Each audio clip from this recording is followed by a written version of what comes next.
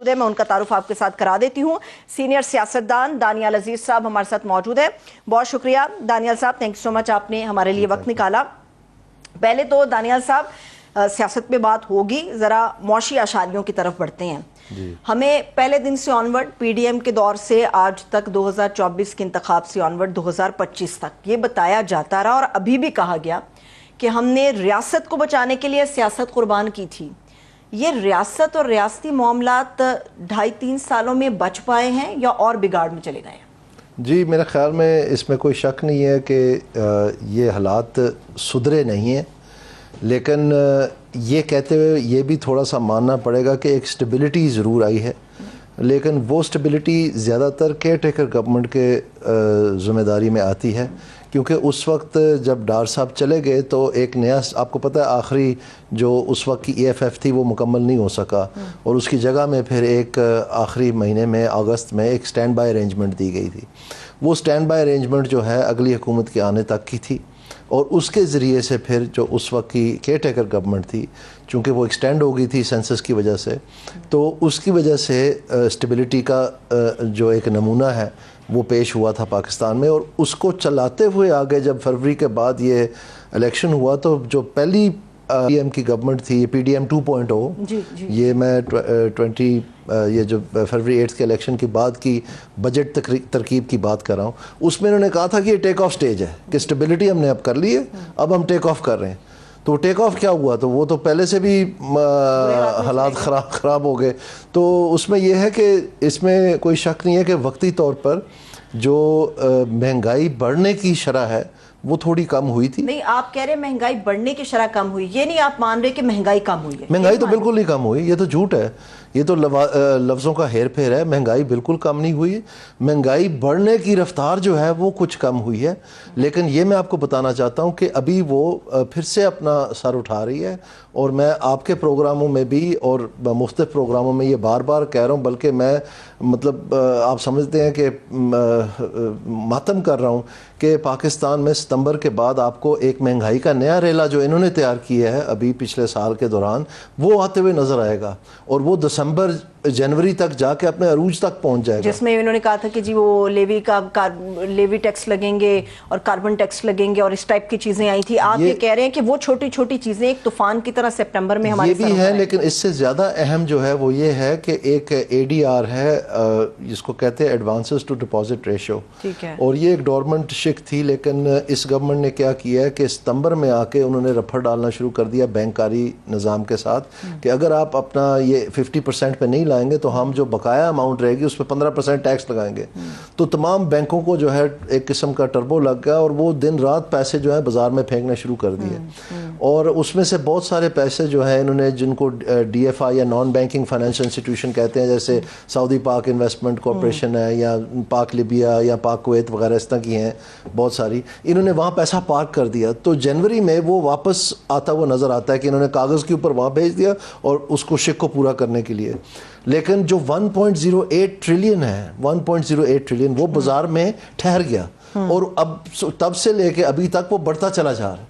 تو یہ جو ریلا ہے پیسے کا, جب آپ کی گروتھ 2%, یہ 2.6% کہتے ہیں لیکن وہ کوئی بھی نہیں مان رہا, اور یہ بھی اس کو ریوائز کر دیں گے 2% شاید اگر ہو جائے تو یہ بھی بڑی غنیمت ہے, یہ بھی بڑی ایک لمبی. تو اگر یہ 2% گروتھ میں اتنا بڑا پیسوں کا فلڈ آپ پھینکیں گے مارکیٹ میں تو ظاہری بات ہے پھر پرائس رائز تو ہونی ہے.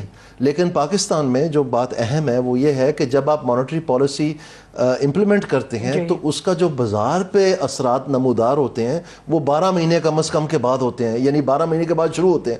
تو میں نے اس لیے آپ کو ستمبر سے انہوں نے یہ پالیسی شروع کی تھی, اب ستمبر آ گیا, یعنی 12 مہینے ستمبر میں پورے, تو اب آپ کو چڑھتا ہوا یہ نظر آئے گا.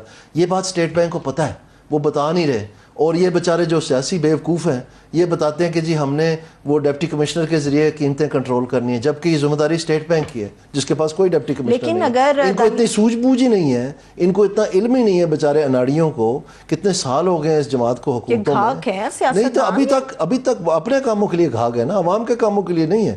تو ابھی تک اسی بات پہ, اور ان کو یہ نہیں پتا بیوقوفوں کو کہ جتنی آپ زیادہ ایڈمنسٹریٹو پرائس کنٹرول کریں گی اتنی ہی قیمت اور جائے گی اور شارٹیجز ہوں گی.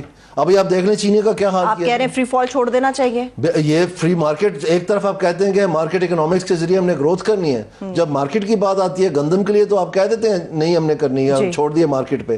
جب اس کی باری آتی ہے چینی کی تو آپ کہتے ہیں نہیں یہ تو ہم نے اسٹیٹ کنٹرول رکھنا ہے.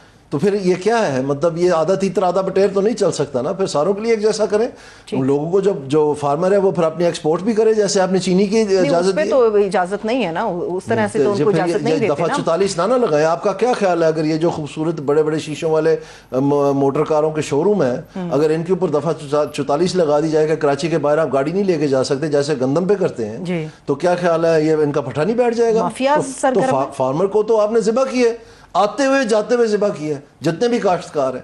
اور اس لیے آپ کی بیک بون ایگریکلچر ہے، آپ کی ساری امپلائمنٹ ایگریکلچر میں ہے بیشتر. لیکن کہنے کو تو بڑے وہ کارڈ بھی انہوں نے نکالے تھے ایگریکلچر کی، اگر آپ بات کرتے ہیں کسانوں کے لیے ٹریکٹر اسکیمیں نکالنی تھی، اور کسان اتنی گندم لگائیں تو ان کے لیے یہ کر دیں گے. یہ گھنونا مذاق ہے. یہ لاٹری اسکیموں سے ملک ترقی نہیں کرتے ہوتے. اچھا یہ بھی ملک کی ترقی نہیں ہے جو اللہ تعالی صاحب نے یہ بات کی. انہوں نے کہا اسٹاک مارکیٹ ہماری اوپر ہے، عالمی ریٹنگ ایجنسیوں نے پاکستان کی درجہ بندی کو بہتر کیا، مہنگائی ہماری کم ہو رہی ہے، برآمدات میں ہمارے اضافہ ہو رہا ہے، اور یہ جلن ہے تمام اپوزیشن کو، بیسیکلی پاکستان اوپر جا رہا ہے. ان کی کچھ باتیں جو ہیں جیسے کہ مختلف ریٹنگ ایجنسیز نے پاکستان کو ایک درجہ بہتر ضرور کیا ہے. جو بات سچ ہے اس کو ماننا پڑے گا. اور وہ میں نے آپ کو پہلے ہی بتا دیا کہ کیئر ٹیکروں کے دوران جو اسٹیبلٹی آئی اس کو برقرار تک رکھا ہے انہوں نے. لیکن آپ یہ کہیں کہ یہ ٹیک آف سٹیج پہ آ گئے، یہ بالکل بھی نہیں ہے. کیونکہ جو ایوریج گروتھ ہے پچھلے 3 سال کی وہ تقریباً 1.7% ہے، جو کہ ہماری پاپولیشن گروتھ ریٹ 2.55% ہے.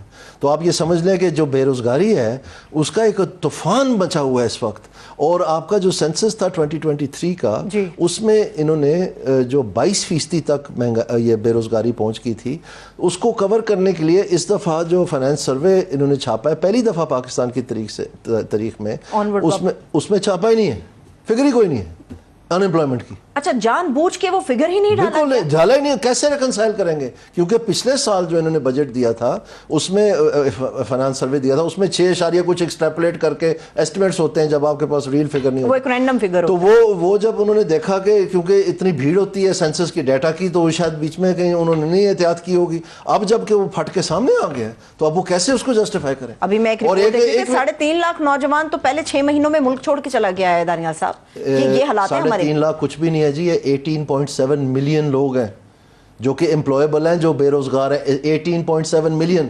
آپ لاکھوں کی بات کر رہی ہیں. یہ ہیوج پرابلم ہے، آپ کو اندازہ نہیں. اور ان کے پاس کوئی پلان نہیں ہے. اس کو 1000 لڑکے ہم نے بھیج دیے جی ایگریکلچر سیکھنے کے لیے چائنا. یہ جی اپنا ٹیپٹا میں ہم نے 200 لڑکے جو ہے نا نئے بھرتی کر لیے ہیں. یہ جی لون سکیم دے دی ہم نے. کچھ بھی نہیں ہے یہ. دیکھیں جن ممالک نے ان امپلائمنٹ کو ٹیکل کیا ہے اچھی طرح سے، اس میں جو ان امپلائمنٹ ہے وہ ان کی پالیسی کا اہم جز ہے. یہی لوگ ہیں، یہ تینوں جماعتیں، پی ٹی آئی، نون لیگ، پیپلز پارٹی، تینوں جماعتیں مجرم ہیں لیبر فورس سرور کی. نہیں پی ٹی آئی والے کہتے تو ہم نے بڑا کام کیا ہے. ایک منٹ ہے 2020 میں یہ 1963 سے ہر سال تواتر سے لیبر فورس سروے ہو رہا ہے. جنگیں ہوئی، ملک دو رخت ہو گیا، مارشل آ کے چلے گئے، پتہ نہیں کیا کچھ. یہ چلتا رہا. لیکن یہ چلتا رہا. 2020-2021 میں آ کے جب یہ 1 کروڑ نوکریوں کا وعدہ کیا اور اس میں وہ پوری نہ ہو سکی اور پتہ چلا کہ ان امپلائمنٹ جو ہے وہ اوپر جا رہی ہے، یعنی اور بے روزگاری ہو رہی ہے، بجائے کہ آپ اس کا متبادل دیں، تو انہوں نے کہا کہ یار اس کا پلگ کھینچ دیں. تو اس وقت سے لے کے یعنی 2021 سے لے کے آج تک وہ ان پلگڈ ہے. اب آپ حیرانگی کی بات دیکھیں، یعنی کیئر ٹیکر گورنمنٹ آتی ہے جاتی ہے، P D M 1.0، P D M 2.0. ستمبر میں جو آئی ایم ایف کے ساتھ اگریمنٹ ہوا اس میں یہ لکھا ہوا ہے کہ جو آپ کا فیڈرل بیورو آف اسٹیٹسٹکس ہے، گورنمنٹ آف پاکستان نے کمٹ کیا ہے کہ جون کے بجٹ تک ہم آپ کو فگر دے دیں گے جو آپ کے ساتھ رکھا ہوا ہے. وہ نہیں دیے. تو فائنانس منسٹر نے پاکستان بیورو آف اسٹیٹسٹکس کو بلایا دفتر میں اور وہاں ان کی سرزنش کی. اخبار کی زینت بنے گی ساری خبر کہ جی آپ ہمیں 10 سال پرانے داد و شمار کیوں دے رہے ہیں. تو انہوں نے کہا کہ ہمیں منسٹر صاحب روک رہے ہیں. اب وہ کوئی میریٹائم افیئرز کا منسٹر تو نہیں ہوگا نا ایجوکیشن کا، وہ تو پلاننگ کے تحت ہے، تو وہی والا ہوگا نا. تو پھر انہوں نے کہا کہ آپ مجھے بتائیں ابھی کون سا منسٹر ہے فوری. تو یہاں تک پھر وہ اب جب ہمارے اپنی گورنمنٹ ہمارے ہی داد و شمار کو روک رہی ہے تو پھر شرمندہ ہے تو روک رہی ہے نا.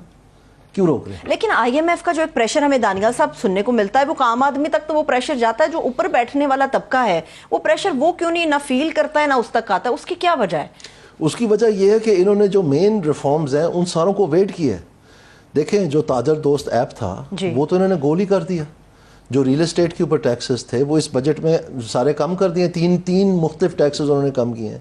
جو ایگریکلچر ٹیکس پچھلے سال اکتوبر میں لاز پاس ہونے جنوری میں لاگو ہونا تھا وہ انہوں نے ایڈوانس کر دیا. اشرافیہ کو بہت ساری چھوٹ ملی ہے, جو نیچے کا طبقہ اس کے لیے بہت سختی کر دی گئی. نہیں, طبقہ کس کو, چمڑی کس کی ادھیڑی؟ چمڑی ادھیڑی کاشتکار کی اور چمڑی ادھیڑی عام آدمی کی, نہیں سیلریڈ کلاس کی. عام آدمی کی تو ہے ہی ہے, لیکن جو آپ جس طبقے کی بات کر رہے ہیں ان سارا ٹیکس تو ان سے لیے. اور یہ جو یہ بتاتے ہیں کہ اب برابری ہوگی اور یہ بڑے بڑے فلسفے, کچھ بھی نہیں کیے انہوں نے.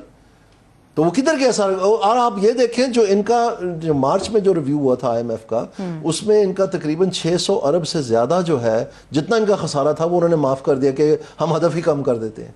پھر بھی انہوں نے آ کے جون میں نہیں پورا کر سکے, وہ بھی نہیں ہو سکا. تو ہمیں بتا رہے ہیں جی ڈیجیٹلائزیشن ہو رہی ہے, FBR کی یہ ہو رہا ہے, وہ ہو رہا ہے, فلاں ہو رہا ہے, ڈھکاں ہو رہا ہے. اچھا کچھ بھی نہیں. دانیال صاحب, ہمیں ہمیشہ سننے کو ملتا ہے کہ جی فلانے کام کے لیے فلانی اتھارٹی بنا دی, فلانے لوگ نے سر جوڑ کر بیٹھ گئے. جب بھی ہم ریفارمز کی اور خاص طور پہ پاکستان کی مختلف ایسے ایشوز کے اوپر ریفارمز کی بات کرتے ہیں, اس کی نہ کوئی اتھارٹی نہ کوئی سنجیدگی, بس وہ خالی پیلی ہمیں باتیں سننے کو ملتی ہیں. اس کا پریکٹیکل کیوں نہیں نظر آتا کسی بھی حکومت کے دور میں؟ ان کو کچھ نہیں پتا جی یہ کیا کر رہے ہیں. آپ دیکھیں ایک دن وزیر اعظم صاحب یہ اناؤنس کرتے ہیں کہ جی ہم نے فیصلہ کر لیا کہ ہم سیکٹریز جو ہیں فیڈرل گورنمنٹ کے وہ مارکیٹ سے ہم ہائر کر رہے ہیں, اور دوسرے دن وہ کہتے ہیں اچھا نہیں وہ تو بات نہیں بنی, تو اب سول سروس ریفارم جو ہے وہ پلاننگ کی ذمہ داری لگا دی. ابھی 2 ہفتے رہ گئے ہیں اس 30 دن کو مکمل ہونے میں. کدھر گیا وہ؟ کوئی بات ہوئی اس کی, کچھ سنا آپ نے, کوئی خبر اتری, کوئی کرٹن ریزر ہوتا ہے, کوئی عوام کو آپ آگاہ کرتے ہیں, کوئی چیئر کریں, کوئی میٹنگ, کچھ بھی نہیں. اس میں ہونا ہی کچھ نہیں ہے. سول سروس کی اس کی وجہ یہ ہے, اس کی وجہ میں آپ کو بتا دیتا ہوں, کیونکہ ہماری سول سروس جو ہے پاکستان کی وہ یونٹری ہے. وہ گریڈ 17 سے شروع ہوتی ہے صوبوں میں اور گریڈ 22 تک جاتی ہے کیبنٹ سیکٹری تک. تو جب آپ اس کو اسلام آباد میں یا فیڈرل گورنمنٹ کو آپ تبدیلیاں کرتے ہیں اس کے اثرات تحصیلوں تک جاتے ہیں. تو یہ سروسز ان سروس کیڈر جو پالیٹکس ہے وہ اتنی طاقتور ہے کہ پبلک پالیٹکس تو اس کے جو ڈیموکریسی کی پالیٹکس ہے وہ تو پاسکو بھی نہیں ہے. اچھا, ان کی سٹیئنگ پاور جو سٹیٹس کو کی بہت زیادہ ہے. ان کو پتہ بھی نہیں ہے بیچاروں کو. وہ تو میں نے ریفارم کیے ہیں پاکستان کے سارے, پولیس آرڈر ہم نے دیا, لوکل گورنمنٹ ہم نے دیا, جو ساری ڈسٹرکٹ سروس ہم نے بنائی, جو نئے آرگینوگرامز بنائے, جو ڈویژنل ٹیئر وائنڈ اپ کیا, جو پروونشل فائنانس کمیشنز بنائی. ان کو بیچاروں کو کیا پتہ ہے؟ یہ تو انتظامیہ کی بنائی ہوئی جماعتیں ہیں. دیکھیں یہ فرق ہے ان میں, ایک منٹ میں, ان میں اور میرے جیسے لوگوں میں, کہ یہ انتظامیہ کی بنائی ہوئی جماعتیں ہیں, ہم انتظامیہ بناتے ہیں. یہ فرق ہے, آپ خود سوچ لیں. ٹھیک ہے. اب تو اس لیے پھر میرے جیسوں کو جو ہے کنارہ کشی کر دیتے ہیں کہ یار ان کو تو سائڈ پہ کریں, یہ تو ہم نے تو پیڑھی پال اسکیم چلانی ہے. تو اگلی نسل اگر سادہ نکل آئے تو پھر پاکستان سزا کاٹے. مقابلہ تو آپ نے بھی دانیال صاحب ڈٹ کے کیا ہے, سائڈ پہ ہونے کے باوجود بھی. یہ تو ہمیں پتہ ہے آپ نے مقابلہ تو ڈٹ کے کیا ہے. وہ تو ہم کرتے ہیں, انہوں نے ٹھیک ہے گرفتار کر لیا, وہ تو پھر زیادتی کرنے پہ آئے تو کوئی بھی کر سکتا ہے, پھر کوئی بھی کر سکتا ہے. میدان میں آئے نا ادھر. ابھی یہ سول سروس کی بھی آپ نے بات کی, ہم بڑا جانچنے کی کوشش کر رہے ہیں. جو خواجہ آصف صاحب والا معاملہ ہے, آپ کی تو سابقہ جماعت رہی ہے, ان تمام لوگوں کو بڑا قریب سے آپ جانتے ہیں. یہ کیا وجہ ہے جو بیوروکریسی کے ساتھ انہوں نے, وہ کہتے ہیں پنجابی میں گاڑی بازی لگا لینا, میرے خیال میں وہ ایسا نہیں ہے. میرے خیال میں وہ کسی کو میسج دینا چاہ رہے ہوں گے, پنجاب گورنمنٹ کو میسج دینا چاہ رہے ہیں. آبویسلی جس کو بھی میسج دینا چاہ رہے ہیں, ان کے خبر کے مطابق ان کا پورچوگال میں کچھ نہ کچھ تو ہوگا. تو اس لیے انہوں نے یہ, میرا ذاتی خیال ہے, مجھے انفارمیشن نہیں ہے, میں ایسے کہ کیسے رہی ہیں, لیکن مجھے جو پاکستان کا سمجھ لیں سیاست کا جو تجربہ ہے اس کے مطابق میں کہہ رہا ہوں. اب وہی جواب دے سکتے ہیں کہ انہوں نے کیا پایا کیا نہیں کہا, لیکن اس کا کوئی پھر تک نہیں بنتا تھا اگر آپ نے صرف ایک ملک کو آئسولیٹ کر کے آئیڈینٹیفائی کیا, کیونکہ ان کی تو بے شمار جائیدادیں ہیں پوری دنیا میں. دبئی میں سب سے زیادہ ہیں, پھر سنگاپور میں ہے, پھر اسپین میں بڑا شوقین ہے, ادھر بڑا انویسٹ کر, کینیڈا تو ان کا فیوریٹ ہے, جتنے بھی پیٹرول پمپ ہے سارے انہوں نے خریدے ہوئے ہیں, بہت ساروں نے وہاں جا کے, تو وہاں آپ کو مل بھی جاتی ہے. مطلب یہاں سے کوئی بھی اینٹ اٹھائیں گے نیچے اس طرح کے بہت سارے قصے کہانیاں نظر آئیں گے. ہے نا جی, اب یہ تو ابھی پہلی دفعہ وہ بول رہے ہیں, اخباروں کی زینت بنتے رہے, میں کوئی نئی بات تو نہیں کر رہا. ٹھیک ہے. ابھی مجھے دانیال صاحب ایک اور چیز سیاست کے اوپر بھی آپ سے بات کرنی ہے. یہ جو موجودہ سیاست میں چیزیں چل رہی ہیں, پی ٹی آئی اپوزیشن اتحاد, اور خاص طور پہ ان کی پریس کانفرنس آج جو ہوئی بڑی خطرناک قسم کی تھی. کیا کرنا کیا چاہیے نون لیگ کو؟ آپ کو نہیں لگتا وزیداری, کچھ سمجھداری دکھانی پڑے گی؟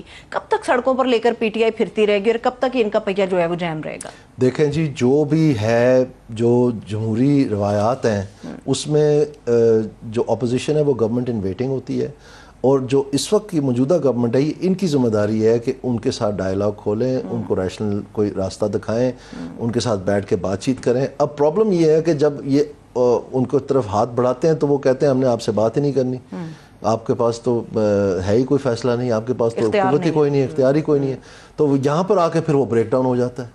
تو میرے خیال میں اگر یہ اس کو فائنلی ٹیسٹ کر کے ایکسپوز کر دیں تو یہ اپوزیشن کے لیے بہتر ہوگا. ٹھیک ہے, تو ان کو کسی طرف تو لائے نا, مطلب ان کے نکات کیا ہیں؟ اگر صرف ان کا یہ نکات ہے کہ جی عمران خان صاحب کو رہا کریں, تو عمران خان صاحب کو تو رہا کورٹ نے کرنا ہے. بالکل. تو اب اگر وہ کہتے ہیں کہ کورٹ ساری غلط ہیں تو پھر وہ ایک علیحدہ بحث ہے. اس کے اوپر انہوں نے کہا ہے کہ جی اگر ہم آپ 4-5 نکات دے دیں, نون لیگ, پیپلز پارٹی, مولانا اور دیگر جماعتیں ہمارے سامنے آئین کی بالادستی, جمہوری رویے, الیکشن کمیشن آزاد ہو, عوامی مینڈیٹ کا احترام ہو, ایک دوسرے کی بھی عزت ہو, تو اچکزئی صاحب نے کہا ہے انگلیاں میری 10 ہیں, 10 کے 10 میں چھاپ دوں گا سارے کے سارے, اس کے اوپر ہم کام کرنے کے لیے تیار ہیں. تو یہ نون لیگ, پیپلز پارٹی اور مولانا صاحب کی جماعتیں مل کے دے دینا یہ نکات. بیسیکلی تو ایجنڈا سب کا ہی ہے. اصل میں جی اگر آپ سچی بات پوچھیں تو ان کے پاس کوئی پاکستان کے لیے اکنامک ایجنڈا نہیں, نہ اپوزیشن کے پاس نہ گورنمنٹ کے پاس. صاف بات ہے, دعوے ہوا ہے. ان کے پاس فائنانس منسٹر تک نہیں ہے تینوں کے پاس, نہ پیپلز پارٹی کے پاس, نہ پی ٹی آئی کے پاس, نہ نون لیگ کے پاس. نہیں تو ہے تو صحیح کیا ہے یہ تو ادھر ادھر کے مانگے کے ہیں نا جی. جو جماعت کو ایک پولیٹیکل تھنکنگ ہوتی ہے نا اکانومی کے بارے میں, وہ موجود نہیں ہے, موجود ہی نہیں ہے. آپ مجھے بتائیں پی ٹی آئی کا کون ہے فائنانس منسٹر؟ مانگے کے تھے نا دونوں, وہ تو چلے گئے. پیپلز پارٹی کا کون ہے؟ وہ بھی دونوں وہی مانگے گئے تھے, شوکت ترین اور حفیظ شیخ صاحب. وہ پہلے ان کو دیے پھر ان کو دیے. اسد عمر صاحب کی سوچ بہت اچھی تھی لیکن وہ ہٹا دیے تھے. پرابلم یہ ہے کہ یہ جو انتظامیہ کی بنائی ہوئی جماعتیں ہیں نا, ان سے اگر آپ توقع رکھتے ہیں کہ یہ انتظامیہ ٹھیک کر لیں گی, یہ نہیں کر سکتے. یہ ان کی تابع ہیں. اور یہ میں آپ کو بتا دوں, ووٹ کو عزت دو نعرہ تو آپ نے مچڑتے دیکھا نا 5 منٹ میں, ان کو 5 سیکنڈ لگیں گے گود میں واپس چھلانگ مارتے ہوئے. اچھا بالکل جو پی ٹی آئی والے ہیں, آپ حیران مت ہوئیے گا. یہ تو پہلے پشاور کیا لینے گئے تھے؟ آئین اور قانون لینے گئے تھے. جو کہتے ہیں آج کہتے ہیں کہ جی ہمیں آئین اور قانون چاہیے, تو پشاور جا کے فائل کس کو پکڑائی تھی انہوں نے؟ کیا تھا وہ آئین اور قانون میں لکھا ہوا ہے کہ نہیں, آج کچھ معاملات پہ اسد قیصر صاحب نے معافی مانگی ہے قوم سے. نہیں, وہ تو پرانی باتیں ہیں نا جی. میں ابھی تازہ بات کر رہا ہوں جو پشاور میں جو ان کی ماشاءاللہ ہوئی تھی. تو اس لیے یہ اب اصل بات یہ عوام کے لیے کیا ہے, میرا یہ سوال. آپ انتظامیہ بناتے کیا کرنا چاہیے؟ میرا مقدمہ ہی اور ہے. میرا مقدمہ ہے کہ آپ مہنگائی اور بے روزگاری کا یقینی خاتمہ بتائیں کیسے کرنا ہے آپ نے. یہ الٹ گنگا بہ رہی ہے یہاں پر. آپ کو پتہ ہے جو سب سے زیادہ مہنگائی ہوئی ہے وہ پی ٹی آئی دور میں ہوئی ہے, نونی دور میں ہوئی ہے, پیپلز پارٹی دور میں ہوئی ہے. کیوں نہیں انہوں نے گارنٹی کیا؟ یہ آپ کو پتہ ہے کہ مہنگائی ہوتی نہیں ہے, مہنگائی کی جاتی ہے, اور اگر کی جا رہی ہے تو پھر کوئی نہ کوئی اسے آرٹیفیشل طور پہ کی جاتی ہے. اور یہ جو بے روزگاری ہے اس کا کیا حل ہے ان کے پاس؟ ان کے مینیفیسٹو تو پڑھیں آپ. اس کے اوپر میری تو چارج شیٹ ہی ہے ساری کی ساری کہ یہ کر ہی نہیں سکتے. اس لیے میں ان کے پیچھے ہاتھ باندھ کے نہیں کھڑا. اگر مجھے پتا ہوتا کہ ان کے پاس کچھ ذرا سی شوق بھی ہے کہ یہ کچھ کر سکتے ہیں, تو میں ناک رگڑنے کے لیے تیار ہوں پاکستان کے لیے. لیکن میں اپنا ملک ان کے ہاتھوں تباہ مزید تو ہوتے ہوئے نہیں دیکھ سکتا. یہ بات کرتے رہیں گے, اور آپ جیسے جو زیرک سیاستدان ہیں وہ انتظامیہ بناتے ہیں, اور بہتر یہی ہوتا ہے ایسے زیرک سیاستدانوں سے مشاورت بھی کی جائے. بہت شکریہ, تھینک یو.